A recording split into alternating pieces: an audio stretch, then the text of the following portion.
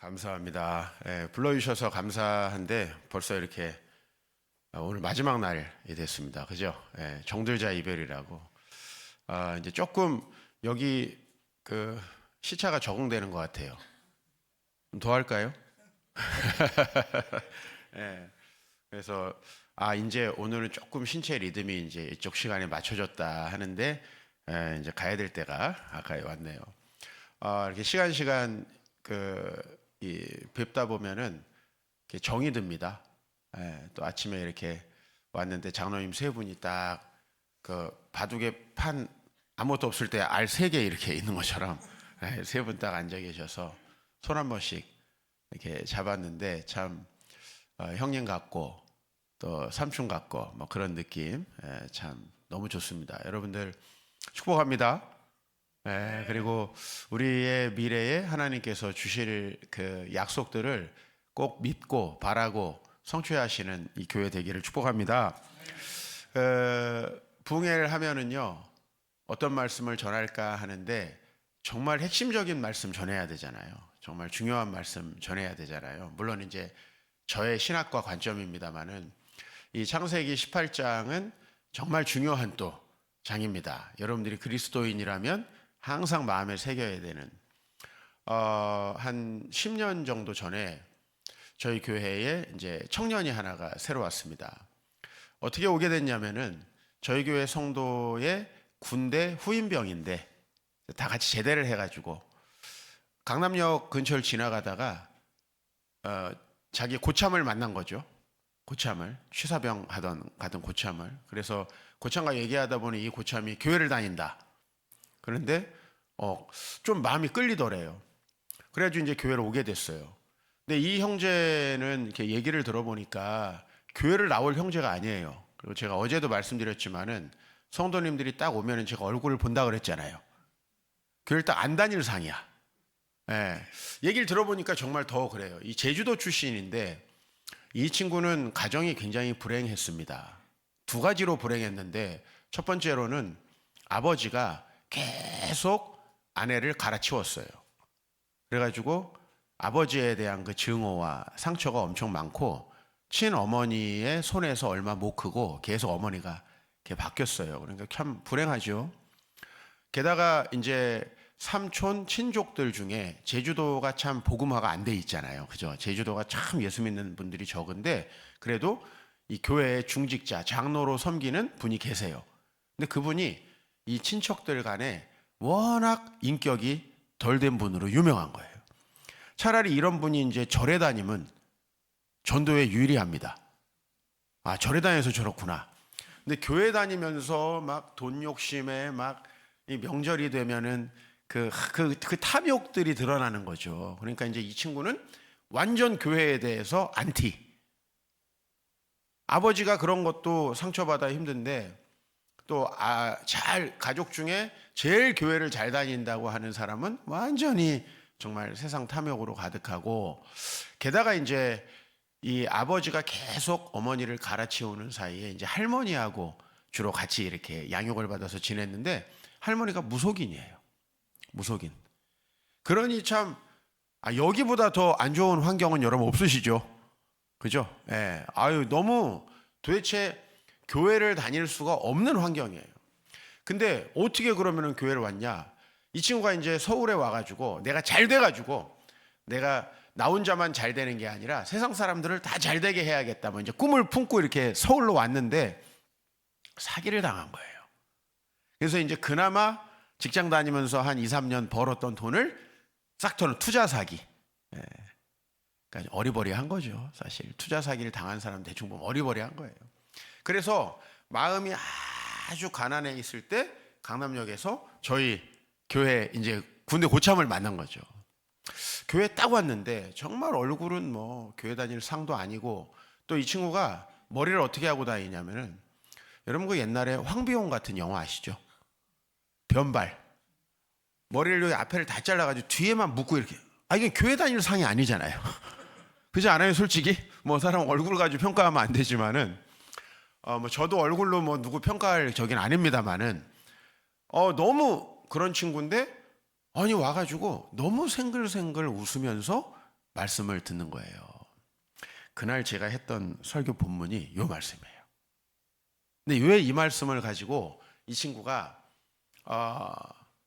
마음에 확 와닿았냐면은 이 18절 말씀이 이렇게 돼 있어요. 아브라함은 강대한 나라가 되고 천하 만민은 그로 말미암아 복을 받게 될 것이다. 이게 무슨 말이에요?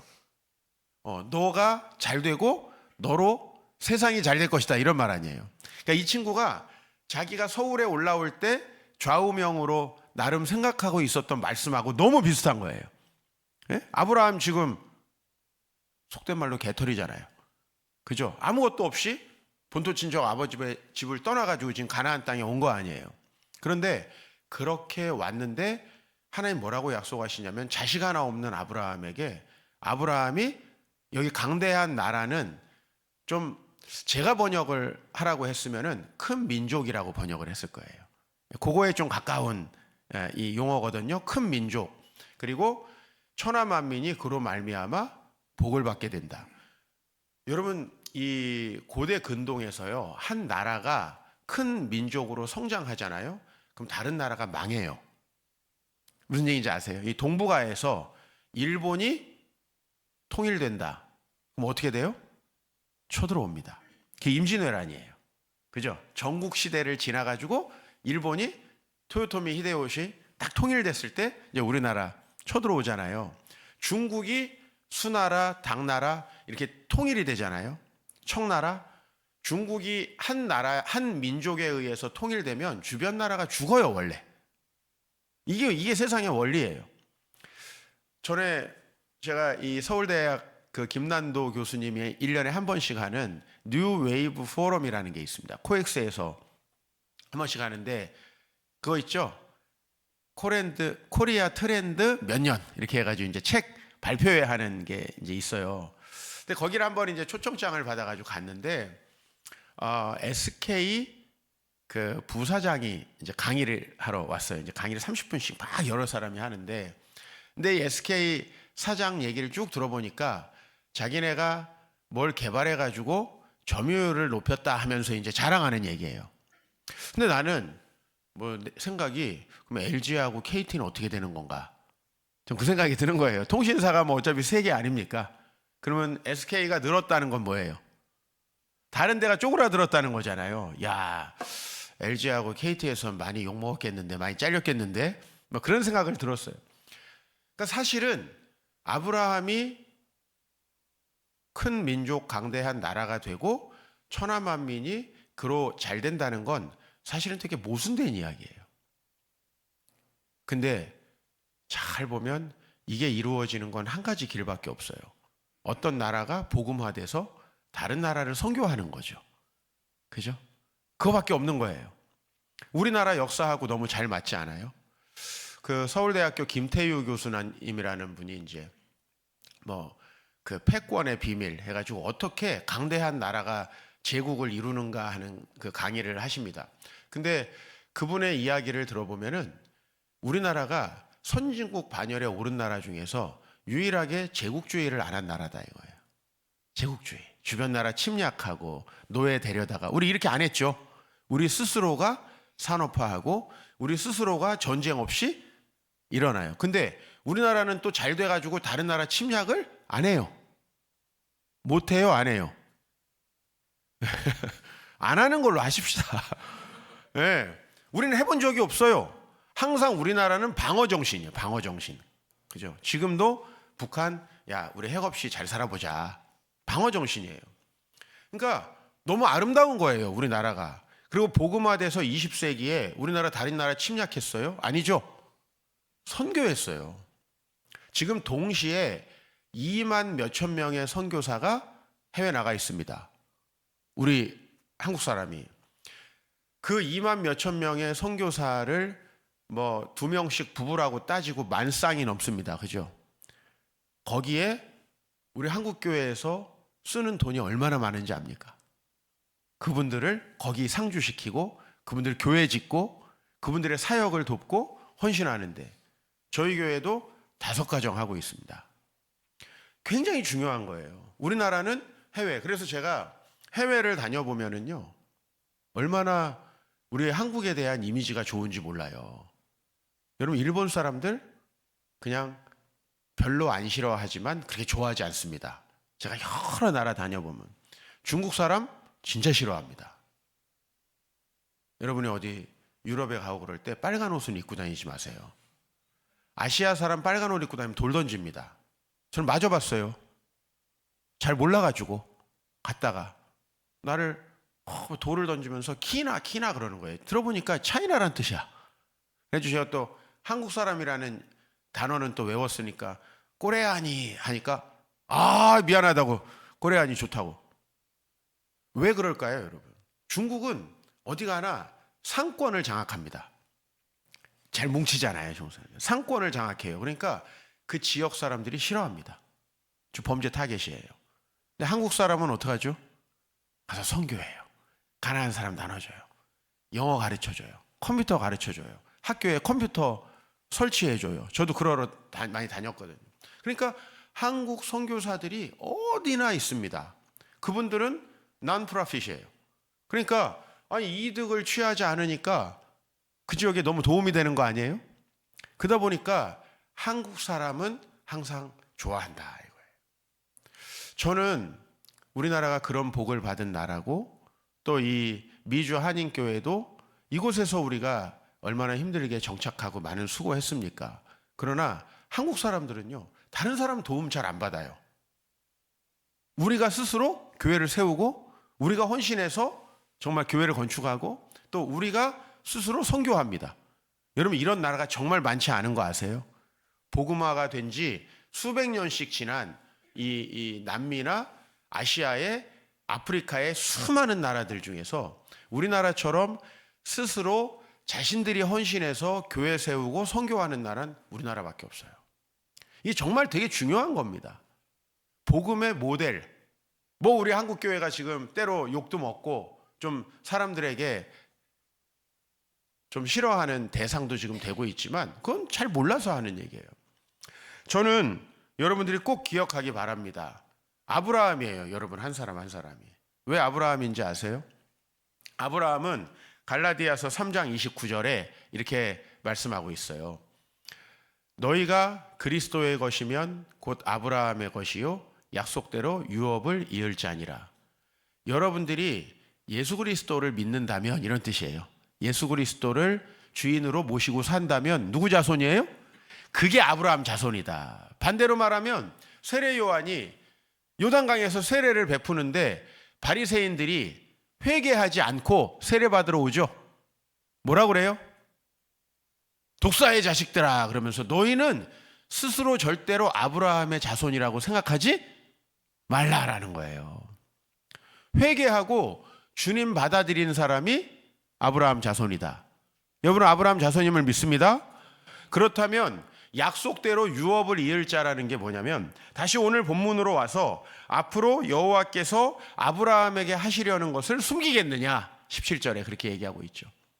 이 말씀은 여러분 모두에게 하실 말씀을 미리 하신 거예요. 즉 아브라함에게 하신 약속은 우리 모든 그리스도인들과 그리스도인의 공동체에 하신 축복이에요. 왜? 예수를 믿는다면 그게 아브라함의 자손이 되는 거니까. 그래서 18절에 이제 이 이야기, 여러분은 큰 민족이 되고 여러분을 통해서 천하 만민이 복을 받게 될 것이다. 이건 여러분 모두가 정말 여러분이 예수 그리스도를 주인으로 모시고 산다면 반드시 여러분에게 일어날 일이다, 이런 말이에요. 반드시 여러분에게 일어날 축복이다. 여러분, 그 정도의 스케일을 가지셔야 한다는 거예요. 그리스도인들은 그 정도의 스케일을 가지고 생각해야 된다는 거예요. 저는 그냥 교회 다니면서 큰 어려운 일만 없었으면 좋겠습니다. 그거는 하나님 되게 싫어하는 말이에요. 제 아들이 제가 아버지가 이종필인데 잘 되었습니까? 그냥 취직이나 했으면 좋겠습니다. 제 아들이 새놈이거든요. 새놈이 그럼 좋겠어요? 제가 아빠 아들인데 저를 통해서 천하만민이 복을 받게 한번 살아보겠습니다. 이게 좋은 거 아니에요? 허황된 꿈이 아니에요. 순종하고 나아가면 진짜 하나님이 그렇게 해주신다는 거예요. 자, 이 꿈은 먼저 누구에게 이루어졌습니까? 아브라함에게 이루어졌죠? 본토 친척 아버지의 집을 떠났어요. 정말 자식이 태어날 수 없는 이 부부 사이에서 이 삶이 시작됩니다. 게다가 아브라함이 제일 많이 당했던 게 뭐냐면은 이 가나안 땅에서 와이프 계속 뺏길 뻔했죠. 그죠? 그거는 이삭도 마찬가지입니다. 그 사건이 계속 반복해서 나와요. 3번. 그리고 아브라함이 또 당했던 건 뭐냐면은 계속 우물을 메우는 거예요. 쉽게 말하면 이 이스라엘, 이 팔레스타인 땅은 물이 귀한 땅입니다. 근데 만약에 누가 와서 그냥 개인이 여행객이 뭐 물 한번 떠먹고 가는 거야 뭐라고 하겠어요. 근데 양떼를, 낙타떼를, 소떼를 데려와 가지고 물을 먹여봐요. 이 소가 한 번 먹으면 몇십 리터를 먹는답니다. 물을. 그러면 그 소떼, 양떼를 먹이면요, 이건 전쟁입니다. 전쟁이에요. 외지인이 와가지고 그런다? 이거 난리 나는 거예요. 걔네가 정착하면 우리 양떼 키울 수 없어요. 그래서 아브라함이 정착해서 우물을 파면은 몰래 와가지고 우물을 어떻게 했어요? 다 메워버렸어요, 다시. 그래, 다른 나라, 다른 지역으로 가고, 이거 얼마나 힘들겠습니까, 여러분? 예? 어느 날 여러분들이 이사를 했는데 딱 여러분이 나갔다 온 사이에 불 질러버리는 거예요, 집에. 살 수 없이. 여러분, 물 없이는 우리가 하루도 살 수 없잖아요. 그러니까 계속 옮겨 다녔습니다. 언제까지 옮겨 다니냐면 창세기 21장 아비멜렉이 와가지고 평화의 언약을 맺자라고 할 때까지 그렇게 다녀요. 이게 얼마나 힘들고 고통스러운 삶입니까? 그런데 결국 아브라함 어떻게 됐죠? 큰 민족이 됐죠? 그 손주 요셉을 통해서 증손주죠. 애굽의 총리가 되게 하셔서 이제 그 작은 민족이 큰 민족이 되게 했어요. 전통적으로 유목민족은요, 자손이 많이 번창하지 않습니다. 여러분, 지금 몽골, 우리나라보다 땅이 10배예요. 인구 300만입니다. 그래서 300만이 실제로 안 돼요. 예? 유목민족은 돌아다녀야 되니까. 근데 농경민족은 번창하거든요. 중국이 대표적이에요. 중국 농경민족, 황하 양치강을 통해서 큰 민족이 됐죠. 하나님께서 요셉을 애굽에 보내신 건 애굽의 고센 땅이라는 곳이 어떤 곳입니까? 나일강 삼각주거든요. 농사를 짓는 땅이거든요. 풍요로운 땅이거든요. 거기서 목축을 하면서 그 농사 짓는 것들로 자기들을 조달해서 큰 민족이 됐습니다. 이거 상상할 수 있습니까, 우리가? 상상할 수 없어요. 한국 교회가 20세기에 부흥한 거 상상할 수 없는 일들이에요. 선교사님들을 파송해 주신 거 상상할 수 없어요. 어제 장로님들과 좀 대화 나누다 보니까 또 많은 걸 배우더라고요. 여기서 이 지역에서 세워졌던 그 학생운동, 선교운동이 정말 뉴저지에서 언더우드 선교사님 한국에 보내주신 거 아니에요? 그죠? 그 작은 불꽃이요, 수천의 선교사를 한국에 오게 했고, 그리고 그 선교사들을 통해서 우리 대한민국은 20세기의 모델, 그죠? 네비우스 선교 정책 해가지고 서로 교단끼리 싸우지 않고 서로 지역을 분할해서 그리고 자치하게 해가지고 스스로 자기 돈으로 교회를 세웠어요. 제가 한국에 이제 밤에 좀 높은 곳에 가면 한국에 십자가 많잖아요. 근데 사람들 십자가 많다고 욕하는데 이 교회들마다 집사님, 장로님, 권사님들이 얼마나 수고하면서 이 교회 세웠습니까? 전 눈물입니다. 저희 아버지도 교회 5군데 개척하셨는데 그런 수많은 분들의 이 피와 땀이 흘려서 대한민국은요, 이제 시간이 어느 정도 지나면 선교사님들의 도움을 전혀 받지 않고 이 교회들을 세워나갑니다. 세계 유래 역사가 없어요. 바로 아브라함의 약속이 그대로 이루어진 것이 한국교회고, 그 전통을 이어받아서 이 뉴잉글랜드 은혜장로교회도 지금까지 온 줄 믿습니다. 그럼 우리가 앞으로 꼭 기억하셔야 돼요. 여러분 한 사람 한 사람은 큰 민족이 될 것이고 여러분을 통해서 천하만민을 복주려고 하나님이 다 계획하고 있어요. 그런데 왜 나에게는 이게 이루어지지 않는 것 같지? 라고 여러분 생각할 수 있어요. 왜? 바로 아브라함처럼 믿고 나아가야 돼요. 19절을 보면은 우리가 해야 될 일이 있어요. 이게 하나님의 계획이고, 19절 말씀 한번 우리가 봉독해 보겠습니다. 내가 그로 그 자식과 권속에게 명하여 여호와의 도를 지켜 의와 공도를 행하게 하려고 그를 택하였나니. 자, 택했다면 아브라함은 이제 아이고 가만히 있어도 저기서 구태쓰니까 부적 붙여놓으면 가만히 있어도 잘 되겠지. 천만의 말씀이에요. 여기 보면은 여호와의 도를 지켜 의와 공도를 행하게 하려고 그를 택했다. 이게 하나님이 우리에게 명령하신 말씀이에요. 여러분, 믿는다면 우리가 강대한 나라가 되고 천하 만민이 그로 말미암아 복을 받게 될 미래를 믿는다면 말씀 순종하겠죠. 여기서 의와 공도라는 말은 성경에 사실은 너무 대표적으로 잘못 번역된 용어 중에 하나입니다. 왜냐하면 이게 이제 미슈파트와 체다카라는 말을 번역한 건데, 이 미슈파트 체다카라는 말을 성경에 원래는 공의와 정의 이렇게 번역을 해야 돼요. 근데 이 말이 한 5가지 정도로 다르게 번역돼 있어요, 서로. 의와 공도, 이게 대표적인 거고, 그 다음에 의와 정의 이렇게 번역되기도 하고, 그 다음에 공의와 판단력 이렇게 번역되기도 하고, 실제 원어를 보면 같은데 다 좀 다르게 번역돼 있어요. 이제 이게 복잡한데 번역사 때문에. 그런데 중요한 건 뭐냐면 여기 의와 공도는 원래 정의와 공의 이렇게 번역돼야 되는 단어고, 이거는 뭐 정의를 세워라, 뭐 정의당을 세워라 이런 얘기가 아니에요. 원래 정의라는 게 자기 정의잖아요. 자기 정의. 인간이 얘기하는 정의는 자기 정의 아니에요? 그죠? 그런 정의가 아니고 이건 하나님의 뜻과 그분의 통치를 이야기하는 단어예요. 하나님의 뜻. 그러니까 너희 이제까지 너희 뜻대로 살았다면은 이제 여호와의 말씀을 지켜서 공의와 정의, 즉 하나님의 뜻을 따라 살아라. 이걸 간단히 얘기하면 이런 거예요. 이종필이에게 있어서 의와 공도는 뭐냐면 목회자가 돼서 살아가는 거예요. 이해되세요? 이건 개개인에게 하나님 부르심 아니에요? 그러니까 부르심과 비슷한 단어다 이거예요. 내가 거짓말 안 하고 큰 잘못 안 하면 의와 공도를 지키는 게 아니다 이런 말이에요. 나에게 뜻하신 하나님의 계획과 그분의 뜻을 나의 인생의 목적으로 받아들이고 사는 겁니다. 믿습니까, 여러분? 그걸 믿고 살아가면 다시 18절 뭘 행해 주신다고요? 우리를 큰 민족으로 이루시고 천하 만민을 우리를 통해서 복을 주신다. 여러분 얼마나 기쁘고 행복합니까? 여러분은 특히 천하 만민 속에 섞여 살아가고 있습니다. 그죠? 미국이라는 게 가장 많은 민족이 가장 다양하게 살아가잖아요. 그죠? 멜팅 팟이라 그러잖아요.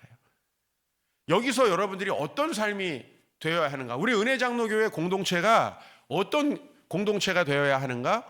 천하 만민이 여러분들을 통해서 복을 받는 공동체. 그럼 먼저 누가 복을 받겠어요? 여러분이 복을 받죠. 제가 하나님 나라를 먼저 누려야 여러분들에게 그거 설교할 거 아닙니까? 맞잖아요. 안 그러면 성경 공부만 시키고 있겠죠. 제가 경험한 것들을 전해드릴 수가 없겠죠. 그죠? 신앙이라는 것은 운동과 같습니다. 지식을 배운다고 내가 이 성경 공부를 한다고 이게 내 삶이 되는 게 아니라 내가 그분의 말씀을 순종하고 살아야 내 것이 되거든요. 믿고 산다는 거예요. 네, 저도 딱 20살 때 그게 부딪히더라고요. 대학을 딱 들어가니까 내가 목회자로 살아갈 건가? 아니면 내가 하고 싶은 걸 하면서 교회만 다닐까? 하나님의 계획은 어렸을 때부터 저에게 있어서의 의와 공도는 뭐냐면 너는 천하 만민에게 설교하는 사람이 될 거다. 이게 저에게 어렸을 때부터 주신 소명이거든요. 네? 그래서 쓸데없이 여러 외국어를 공부했어요. 한국어만 잘하면 다 통역해 준다는 걸 모르고 잘하는 언어가 하나도 없어요. 저는 잡다하게 이거저거 하다가 하나도 제대로 못해요. 그리고 하나님께서 또 오로지 그냥 비행기를 저는 처음 타본 게 30살이에요. 워낙 가난하게 살다 보니 비행기 탈 생각도 못했어요. 30살 때 처음. 참 하나님께서 저에게 설교자로 훈련시키는 그런 과정, 저는 때로는 많이 벗어나고 싶었습니다. 그러나 그 길을 가니까 저를 통해서 천하 만민이 복을 받게 되는 역사들을 경험합니다. 네. 참 하나님께서 복을 주셨죠. 누가 보면 왜 저렇게 국내 국외로 돌아다니나 할 텐데 제가 작년에 출입국 기록을 떼어보니까 116일을 해외에 있었더라고요. 그죠? 어떻게 보면 담임 목사로서는 낙제점이에요. 그냥 교회 지키고 있어야 돼요, 사실. 근데 하나님이 저에게는 조금 다른 사명 주신 것 같아요. 그래서 우리 성도님들도 다 축복하고 저를 위해서 기도해 주시고, 저희 아내는 가끔 떨어져 있는 게 좋은가 봐요. 집에서 잔소리하는 인간이 없으니까 좋은가 봐요. 우리에게 계획된 하나님 나라 여러분 믿으십니까? 그렇다면 그 약속을 따라 가시길 축복합니다. 믿음은 바라는 것들의 실상이요 보지 못하는 것들의 증거인데, 내가 바라는 것들의 실상이 아니에요. 이렇게 여러분 이해하시면 되겠어요. 내가 바라지도 못하는 미래에 대한 실상이에요. 바라지도 못한다는 게 뭐죠? 그 정도까지는 제가 능력도 안 됩니다. 그 정도까지는 제가 그렇게 많은 부는 저는 바라지도 않습니다. 그렇게 많은 축복은 전 바라지도 않습니다라고 하는 정도의 놀라운 계획을 하나님이 하고 계신다는 거예요. 다 누리시길 축복합니다. 다 누리셔야 돼요, 그거를. 제가 마지막으로 전에 경험했던 얘기 한 자락 말씀드리고 마치게요. 10년 전에 제가 달라스에 집회를 가게 됐습니다. 그때 당시에 달라스에는 이제 텍사스 레인저스라는 야구팀이 있는데, 우리나라 추신수 선수가 대형 계약을 맺었죠. 7년 한 1억 달러 가까이 이렇게 그 계약을 맺고요. 이제 텍사스 레인저스라는 팀에 입단을 해가지고 한 2년쯤 됐을 때입니다, 그때가. 근데 그때 먹튀라는 얘기를 듣고 있었어요. 먹튀 아시죠, 여러분? 뭔지. 정말 기대하고 타자를 영입했는데 2할 언저리를 치면서 욕을 많이 먹고 있을 때예요. 근데 어쨌든 제가 그곳에 가니까 장로님께서 어쨌든 목사님 또 뭐 여기까지 오셨는데 하면서 야구 구경하자고 티켓을 끊어 놓으신 거예요. 그래가지고 제가 메이저리그를 처음 구경하게 됐습니다, 그날. 근데 그날 얼마나 놀라운 역사가 일어났냐면요, 우리 추신수 선수가 이 메이저리그에 가가지고 처음 끝내기 안타를 쳐서 승리한 날이에요. 그날 데일리 MVP. 멋있지 않아요? 제가 멋있지 않습니까? 메이저리그 처음 구경했는데 우리나라 선수가 거기 있을 가능성도 별로 없잖아요. 당시에 또 타율이 2할인데 주전에서 빠질 가능성도 많아요. 하나님이 감독한테 전화 넣으신 것 같아. 오늘 이종필이 왔으니까 넣어라. 경기에 넣어라. 11회 말에 끝내기 안타. 제가 그래서 날짜도 안 잊어버려요. 2015년 6월 4일 여기 미국 날짜로. 그날 이제 아주 여러분이 추신수 끝내기 안타 딱 네이버 뭐 어디 검색에다 치시면 바로 영상 뜹니다. 그날 제가 거기 있었다는 거예요. 저는 보통 운빨 좋은 사람 아닙니다. 하나님이 제 삶에 진짜 너무나 아름답고 좋은 일들을 많이 예비해 두셨어요. 근데 하나 슬픈 소식을 알려드리면은 제가 그 장면 못 봤습니다. 왠지 아세요? 9회 말이 딱 됐어요. 추신수 선수가 4번 나와가지고 30만 한 3번 먹었어. 그 다음에 1대1로 경기가 이제 끝나고 연장전으로 들어갔습니다. 장로님이 옆에서 목사님 더 보시겠습니까? 근데 아무리 봐도 뭐 별 가능성이 없어 보이는 거예요. 예? 그때까지 하는 걸 봐가지고는 뭐 2할 치고 있었지 뭐 삼진 계속 먹지 뭐 특별한 게 없는 것 같아요. 그래서 여기 와가지고 사진도 찍고 이제 한국 가가지고 나 메이저리그 구경했다 뭐 요 정도의 인스타 올릴 내용은 됐으니까 됐다, 이 정도 보기면 됐다, 장로님 뭐 가시죠 뭐 하고서는 호텔 딱 갔는데, 가자마자 이제 인터넷 검색을 해보니까 도착하는 시점에 딱 끝내기 안타 쳤어. 달랑 20분 후에. 얼마나 멍청한 놈이에요? 하나님은 저에게 굉장히 판타스틱한 계획을 가지고 계시는데 못 버티는 거예요. 여기에서 제가 많은 걸 느꼈어요. 이 믿음이란 인내다. 하나님이 약속한 거는 이루어집니까? 안 이루어집니까? 반드시 이루어집니다. 근데 우리가요, 현실을 보면 아닐 것 같아요. 안 될 것 같아요. 저는 자꾸 이 유혹이 있는 거예요. 자꾸 스스로 하나님이 하시는 계획에 막 충만할 때가 있지만 안 될 것 같아요. 그러면은 제가 의와 공도를 따라 살아요, 안 살아요? 안 살죠. 하나님의 말씀을 믿고 살기보다는 적정하게 울타리를 치고 싶어지죠. 아유, 그렇게 투자해. 아유, 잘 안 될 건데 뭔 시간을 또 투자해. 그냥 호텔 가서 자자. 그날 참 많은 걸 느꼈어요. 어떤 인생에 대한 자세를 새롭게 반성하게 하는 날이었어요. 하나님이 그렇게 하신 계획들, 우리 자녀에게 하신 계획들, 또 하나님께서 우리 교회에 하신 계획들을 내가 스스로 얼마나 많이 자꾸 의심하고, 그래서 하나님의 말씀을 따라 소망을 가지고 가기보다는 내가 생각한 안정의 길을 택하는가. 그래서 그날 이후로 좀 간땡이를 이제 크게 해야 되겠다. 하나님 뜻은 이루어진다. 예? 야구 솔직히 경기 구경 못한 거예요? 어떻습니까? 그렇죠? 그 구경 못하면 어떻습니까? 솔직히 얘기해서 전 그걸 얘기하는 게 아니고, 하나님이 내 삶에 뭘 주시기로 했어요? 강대한 나라가 되고 천하 만민은 저를 통해 복을 받게 하시겠다 하셨는데, 그러면 여러분, 사람이 저 약속을 믿으면 스케일이 달라지지 않겠습니까, 여러분? 그렇지 않아요? 교회가 아유, 우리 교회 올해도 마이너스 없어야 될 텐데, 이런 교회하고 하나님께서 우리 교회를 통해서 천하 만민을 복을 받게 하실 거라는 그 믿음을 갖는 거하고 이게 전혀 다른 거예요. 저는 계산 많이 하고 또 늘 미래가 딱 내가 시뮬레이션을 해서 맞아야 되고, 전 그런 사람이거든요. 원래는 그런 사람이에요. 근데 참 하나님께서 저를 개척시키셨죠, 강남에. 아유, 그때쯤 이제 제가 10년 가까이 하고 있을 때인데, 강남에서 저를 살려주신 거 보면 믿었어야 되는데 계속 믿음이 흔들려요. 여러분, 굳건한 믿음 가지시기 바랍니다. 믿음은 바라는 것들의 실상이요 보지 못하는 것들의 증거니. 제가 처음에 얘기했던 그 형제가 어떻게 됐는지 아십니까? 이제 저희 교회 여전도사님과 결혼을 해가지고 지금 교회를 개척했습니다. 놀라운 일이 벌어졌어요. 그래서 제 책의 앞부분에 서론에 나옵니다.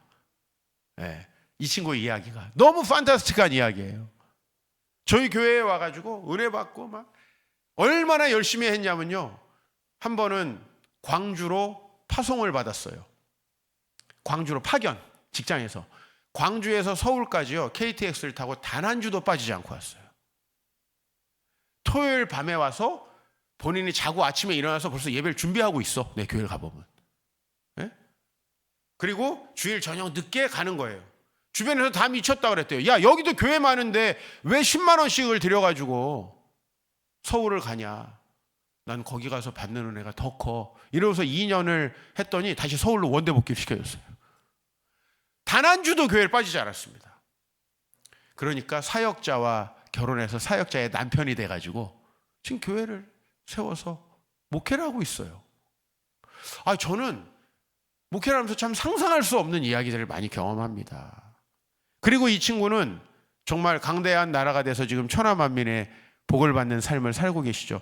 누구도 상상할 수 없는. 사실 저희가 교회에서 이 친구에게 붙여준 별명이 이게 변발이라 오랑캐라고 그랬거든요.